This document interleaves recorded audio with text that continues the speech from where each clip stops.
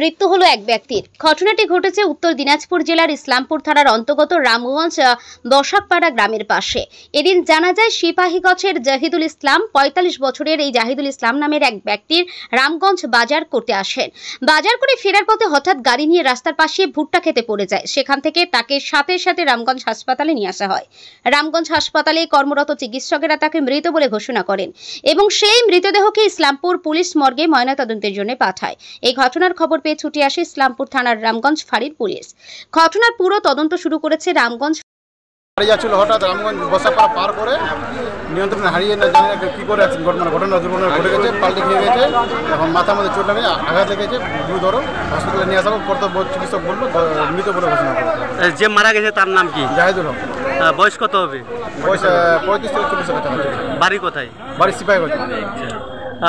ও কি রামগঞ্জ বাজারে কি বাজার করতে আসছিল? রামগঞ্জ বাজার করতে আসছিল। ওর মানে ছেলে পেলে কয়জন আছে? ওর ছেলে হচ্ছে 5টা ছেলে, ছোট ছোট। মেয়ে? একটা মেয়ে। বয়স কত হবে ওর? ছেলে ওর ছোট ছোট, বেশি বয়স নেই, একদম 10-12 বছর, এরকম নিচে কম বেশি আছে। এখন মৃতদেহ কোথায় নিয়ে গেল? ইসলামপুর রেফার করবে। এখান থেকে ইসলামপুর রেফার করবে। কি নাম আপনার? আমার নাম মনসুর আলম। ঘটনার কথা হচ্ছে আজকে রামগঞ্জ বাজার ছিল। রামগঞ্জ বাজার করে বাইক নিয়ে যাচ্ছিল। বাইকে একটা দুর্ঘটনা ঘটে গেছে, অ্যাক্সিডেন্ট হওয়ার পরে মাথা ফেটে গেছে নাকি। রামগঞ্জ মহকুমার হসপিটালে নিয়ে এসছে। এখানকার চিকিৎসক ঘোষণা করছে যে মারা গেছে। এখন ইসলামপুর হসপিটাল করে দিয়েছে এফআর, ওখানে পোস্টমর্টম হবে।